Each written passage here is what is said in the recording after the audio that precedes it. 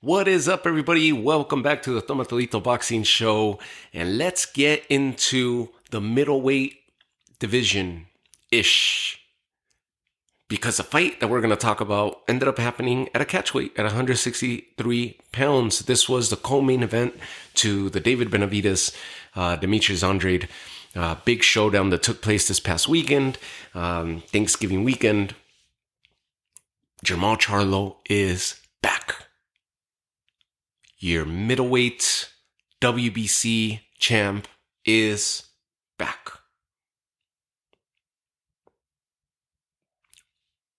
Ish. Because the WBC title was not on the line.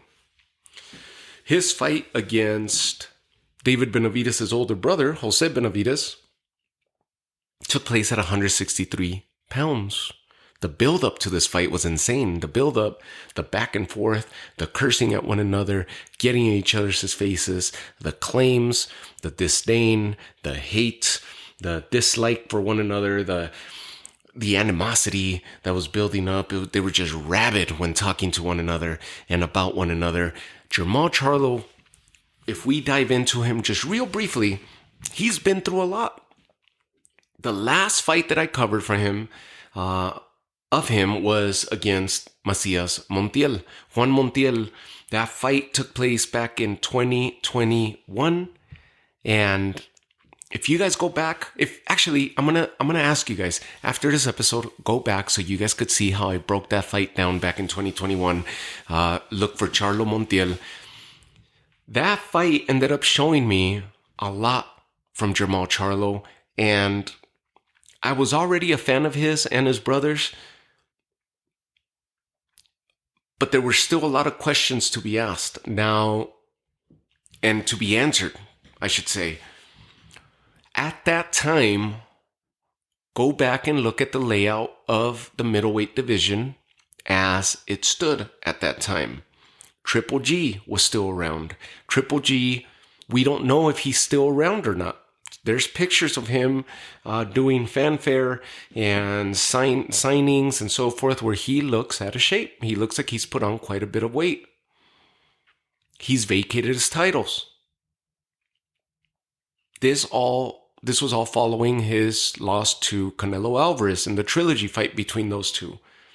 Vacated his titles at 160.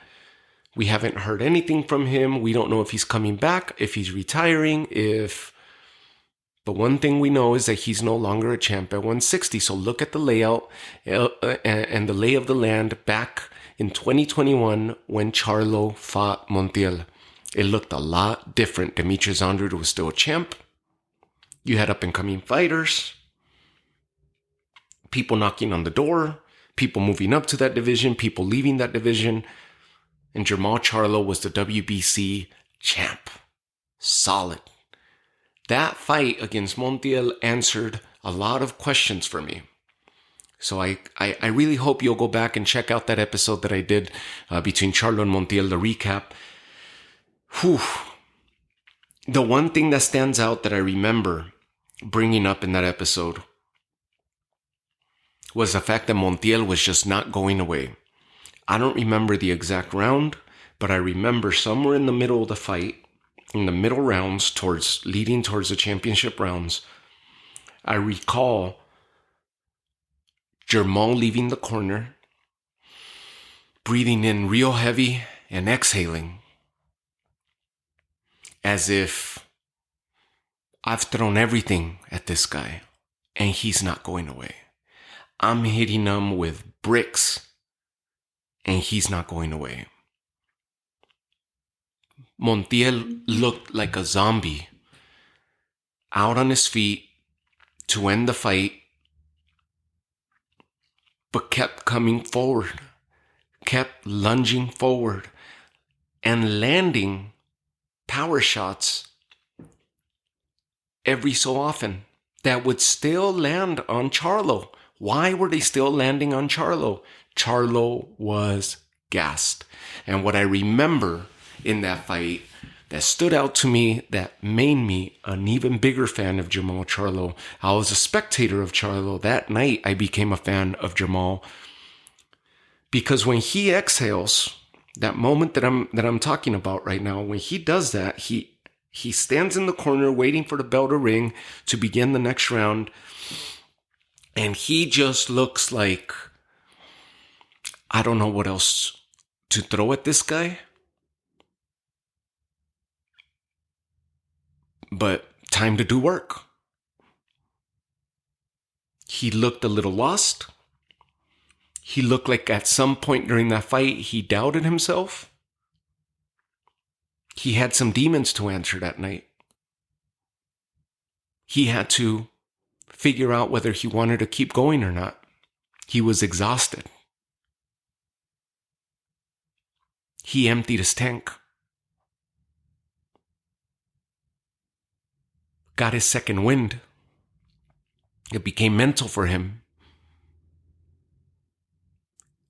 And he answered a call. He finished the fight, retained his title, and I was beyond impressed with what he did that night because he leveled up in front of our eyes. Go back and watch that fight and then revisit the episode that I did so you could see for yourself and hear for yourself what I'm talking about right now. He's been out since. Injuries, mental health issues. He was about to return. I believe Maciej Sulecki was going to be one of his prior opponents. Never happened. Talks of him and Andrade. Talks of him and Canelo. Talks of him and Benavidez. Issues with his family. Issues with his brother. At home. The WBC took the stance, Suleiman took the stance on numerous occasions that they were going to stand by him. They did not mandate him, hold him to stripping his title, which is weird because it just shows you that these commissions could do whatever the hell they want. There's no consistency or uniformity. They just find special circumstances that they deem will favor them, and they don't have really anybody else that they could get behind at the moment that would put that title in notoriety or bring notoriety to that title. So they stand by Jermall because he's the biggest draw and the biggest name for them at the moment. That's my opinion. But that's how I see this. And that's how I've seen this. So they haven't stripped him.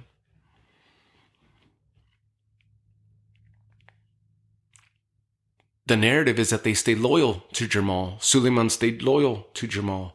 But do you really believe that? Because look how quick they are to just get into talks of stripping Teo and stripping Devin because he's trying to move up and challenge himself a division north, even though he's done everything right by that division through all the crap that the WBC created with the Lomachenko and the email title and the paper champ and the blah, blah, blah, and what they did with Teo, with Cambosos and his dealings and just... But on this one, at 160, they decided to stand by Jermall Charlo. Am I happy about it? No, because I don't like the fact that the commissions are running the sport and there's no oversight. And they're dwindling these titles because the dream of the young fighters, the kids, the young fighters, the prospects, is to hold these coveted titles that have and hold a certain status that will bring to your career. And if you're associated with some of these straps, the money comes. The money accompanies it. The big events. And that's the dream. And these guys know it. So they'll hold it as the carrot, dwindling the carrot in front of the horse. What I like about the lead up is the fact that Jermall is back. And during one of the interviews that he had leading up to the fight this weekend, he says, I don't care about the title. If that's what you want, I don't care about the title. To which Benavidez replied, well, then why didn't we do the title? Why did you agree to 163? Jermall had a very good reply to that, where he said, you don't even fight at this division. You weren't even ranked. So the man who ran the shots and called the shots was Jermall. Bigger name, bigger draw. He called it at 163. We get to the weigh-in on Friday, and Jermall misses weight. And he lost money from his purse to Benavidez. So it's not a title fight at middleweight. He misses weight, which he ended up saying he wanted the fight at 163, misses weight, ends up losing money, but he still went on. And the way that he performed, when you see all this stuff, right away, yes, all of us, we get those thoughts of like, dang, he's just not good. He's not in a good spot. He's not in a good place. Little do we know that he's in a completely different state of mind. And when he says that he's good and he's back, he meant it. And the performance that he put on this past weekend, he's back. And he looks good. Was it against a smaller fighter? Yes. But a fighter that's experienced, that accepted the weight, accepted the money, accepted everything. He wasn't going to pull out. A fighter that comes to fight, a fighter with a lot of heart, a good chin, full of spirit, and will come forward and muddy the waters for you and make it a tough stand and bang type of fight, but tends to struggle with the elusive boxers and boxers of a higher pedigree. We saw Jermall with the little skirmish with Caleb Plant, where Caleb Plant smacks him in the back of the Canelo Charlo lead up in this past September, his brother's fight, and they have that little skirmish. Then both him and his brother's wife end up getting into a skirmish in the parking lot. And the narrative is like, dang, this dude's not good. He's not in a good spot.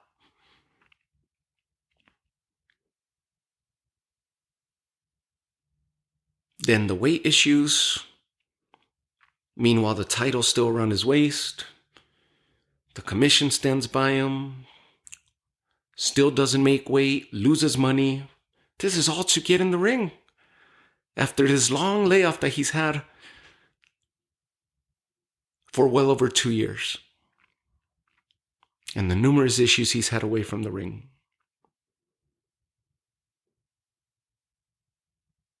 And he bounces back like a true champion.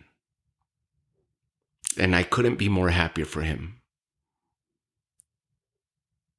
He made me a fan with that performance against Montiel. And I've been so intrigued and curious as to what's going on with him, because I've been wanting to see him back in the ring.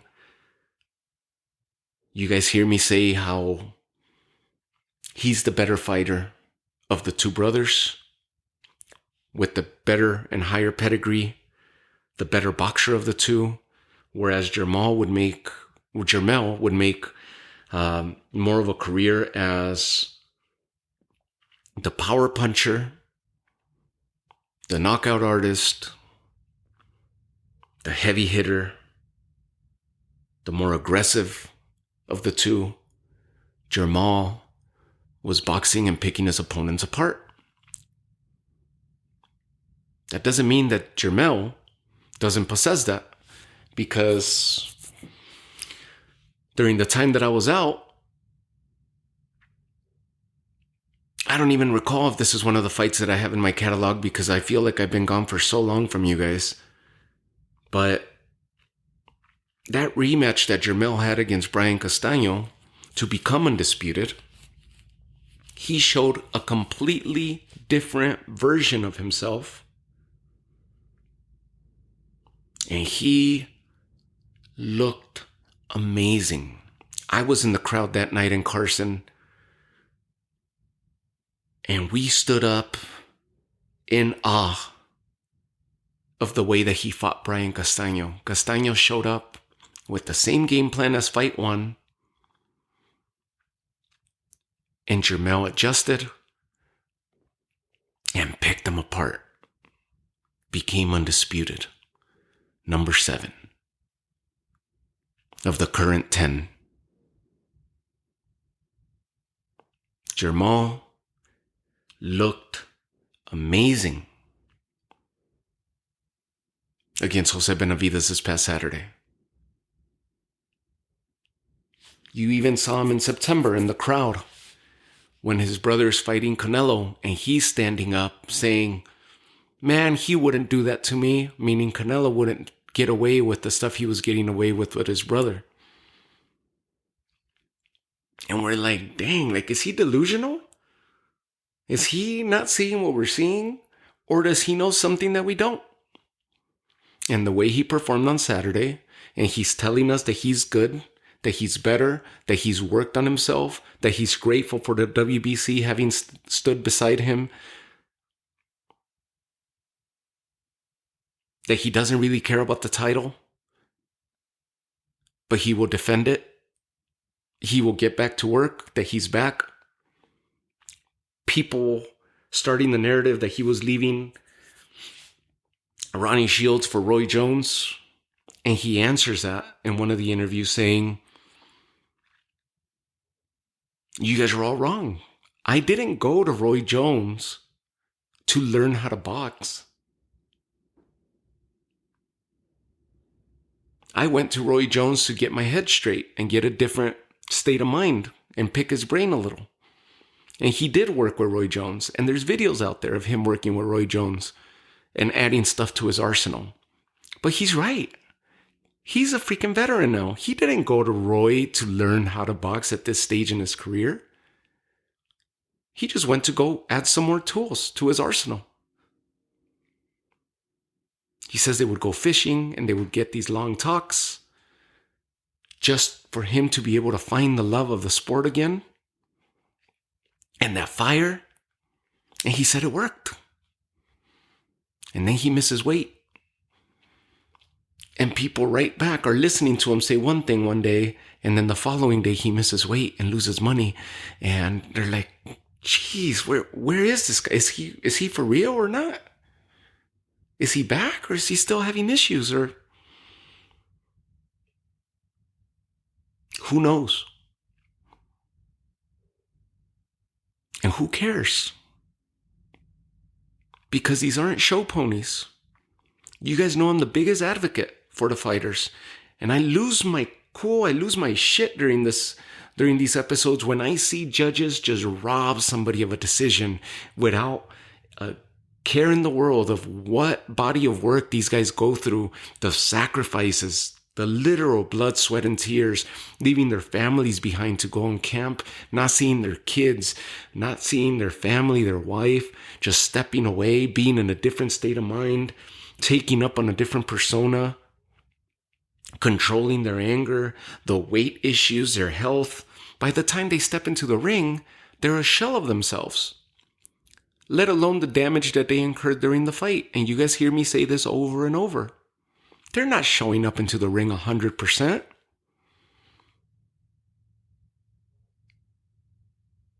There's wear and tear, incurred and accrued.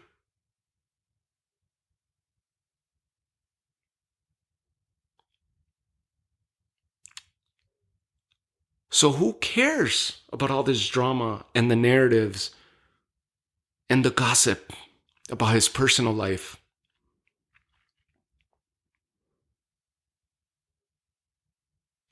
Only they should care, and we should step away. We need to appreciate the athlete that is Jermall Charlo. We grow an affinity towards him an interest for the way he carries himself, the way he runs his personal life, but try to take a step back towards the drama and the negative and the gossiping. Because if he says he's got a handle on it, then we got to trust it. We got to trust it. And the performance that he put on Saturday was second to none. I don't care if you say that, well, Benavidez doesn't fight at this weight. He just fought Danny Garcia a while back at 154. He's not a middleweight. He's not. But he agreed and he signed on the dotted line. They still had a chance to pull out when Jermall didn't make weight. And they didn't. They accepted the money. They went through with it. And I wouldn't expect Jose Benavidez Jr. to do anything other than what he did. Because he's a ballsy, full of heart fighter with a great chin and puts on a spirited effort each time out. He fights with fire. He goes forward and he takes the fight to whoever the hell decides to stand across that ring from him. Whether it was Crawford or Danny Garcia more recently, or now Jermall. He took the fight to him. I gave the 5th round to Benavidez. It was the only round I managed to give to him where I thought Charlo took a break, took a breather that round. Maybe other judges gave him more rounds. That's the only round I saw for Benavidez was the 5th round. It was a 10-round fight. Jermall dominated. Even during the onslaughts, the lunging forward, the pushing forward, pushing the action, pushing the pace of Benavidez, and the onslaughts, he was getting picked apart. And in the very first round, closing the first round, Jermall connects with something really hard. And I believe it was a right overhand that he connects. It was either down the barrel, down center, or it was an overhand right. He lands it on Benavidez and stumbles him. Benavidez steps back stumbling, 2 steps back, wobbly, and Jermall came on, round ended.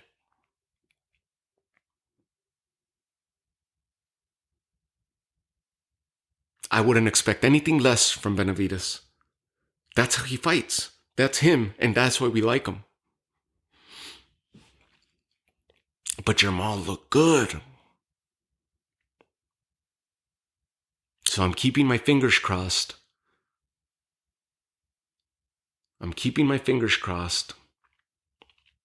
That since they've held this title for him for so long, that he buckles down and accomplishes his part of history in this 4-belt era, in his version of Undisputed, in similar fashion to what his brother accomplished 1 division south at 154. The path for Charlo is Janibek, who has 2 titles and is the only unified champ at 160. There's no Triple G. The other fighter being Erislandy Lara, who was a former stablemate of the Charlos when they were all with Ronnie Shields in Houston. Jermall moved on to Derek James. Lara moved on.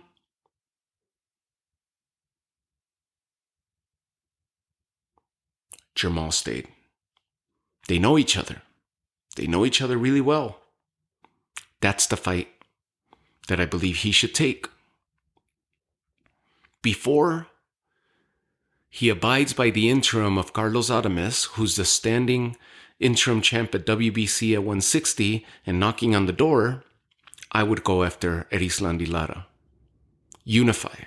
Now, if the WBC pulls the card of we've been standing by you and this is a fight that you need to take now with Carlos Adames, then do it.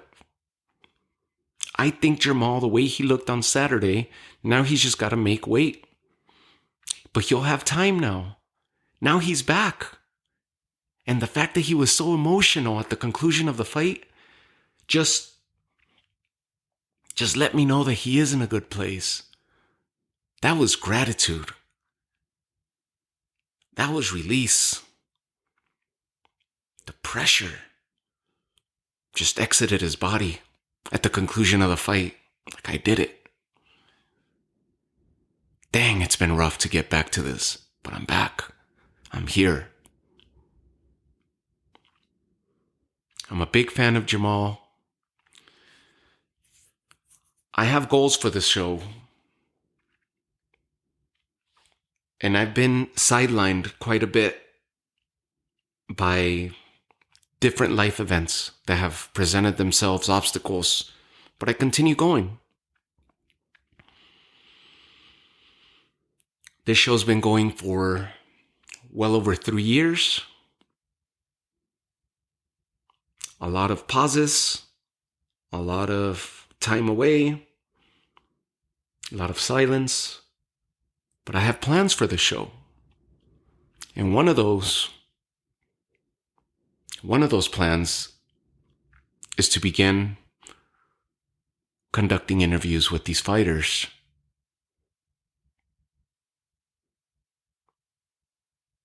Hence, if you guys notice, those of you that follow me and have followed me, you guys know that I took down the entire audio catalog from YouTube. I had nearly 150 episodes on there and I took them all down. We're past the 160s right now, but I took them all down. I'm going to leave audio specific for you guys through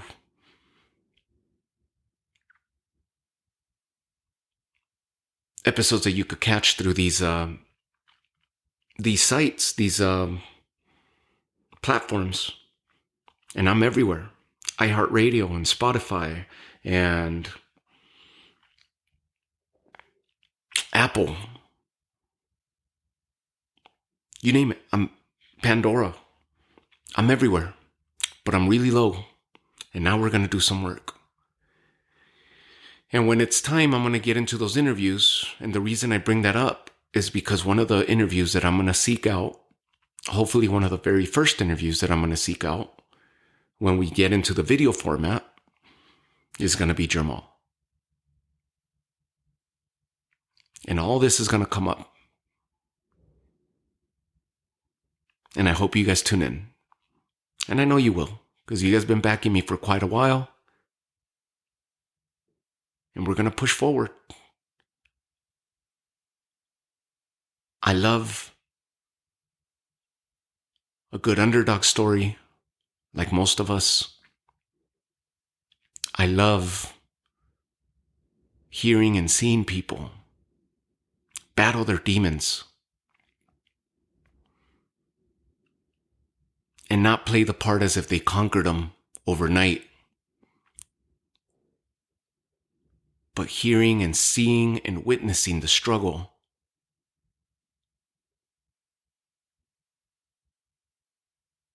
as they walk the day-to-day battling those demons and doing right by themselves and those they love. There's nothing better than that. And that's what we're witnessing with Jermall right now. And he's there. And if he says he's in a good spot, then we got to trust. Stop looking for the next big drama. And what did he say? Is he and his brother getting along? And is it, these guys carry their emotions on their sleeve, their heart on their sleeve. And we've known them to be like that their entire careers. This isn't fake. It isn't an act. And that's what's pulled me so much towards their story and their careers and why I'm such a big fan of theirs. And the big fight that I was going to come back this year was going to be the Canelo-Charlo fight, because to me, aside from Spence and Crawford, that was another one that I was supposed to be here in front of the mic and talk to you guys about. And it just didn't happen. For one reason or another, I couldn't do it. But what bigger than number 6 versus number 7? With everybody talking about Canelo mismatching, Canelo taking advantage of smaller fighters, Canelo this, Canelo that, Canelo won't fight black fighters, Canelo blah, blah, blah, blah, blah. But nobody was looking at the narrative of Jermall moving up 2 divisions to fight him. Mel trying to accomplish greatness.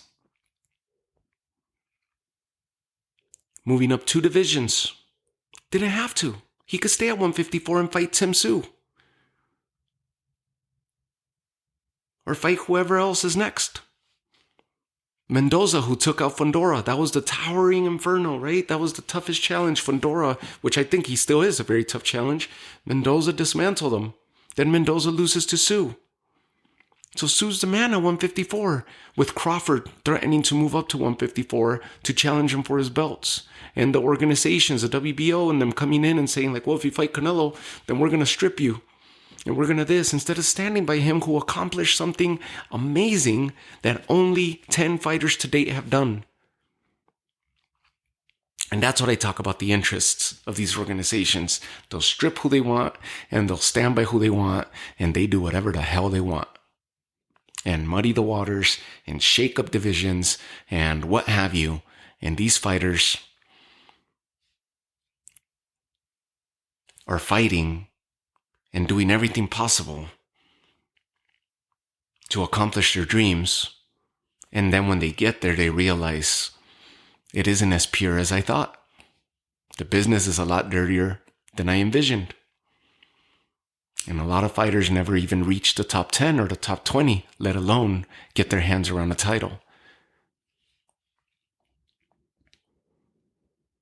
So with that, I leave you.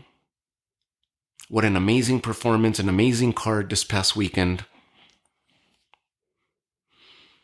Lamont Roach becomes a champion at 130 pounds and joins the company of Oshaki Foster, the WBC champ, Vaquero Navarrete, the WBO champ, Joe Cordina, the IBF. Lamont Roach dethrones Hector Luis Garcia and becomes the newest champ to join that division at 130.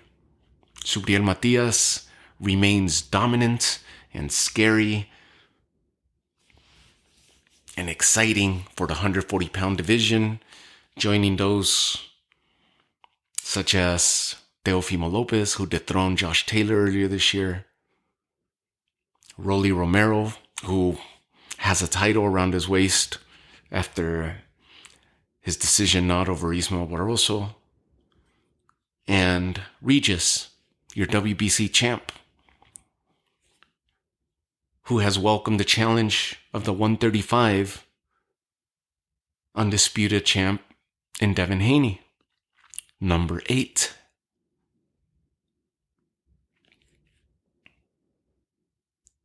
Is that not crazy?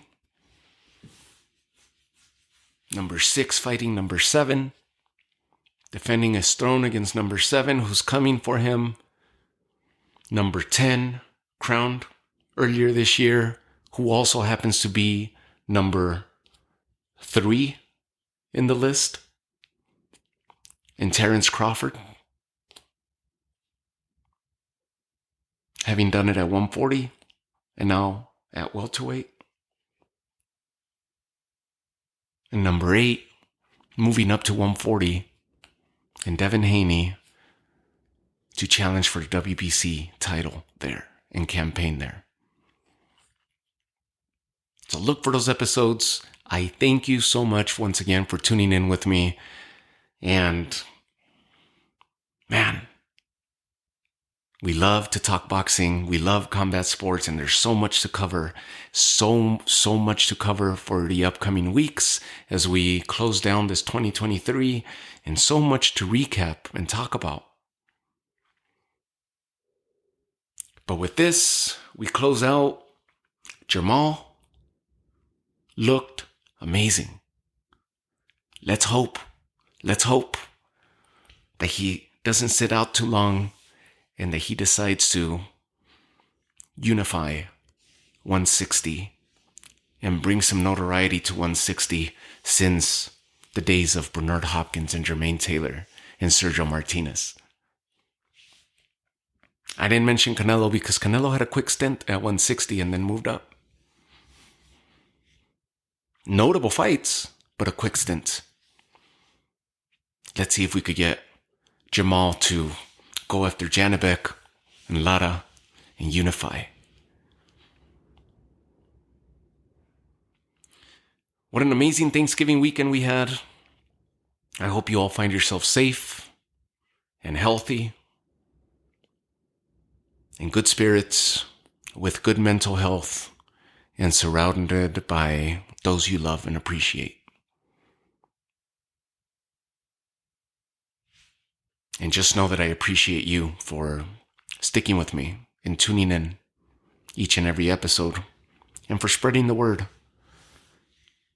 about the episode, about the catalog, about the show. And we're going to continue growing it, and we're going to continue pushing forward. So I leave you all with that.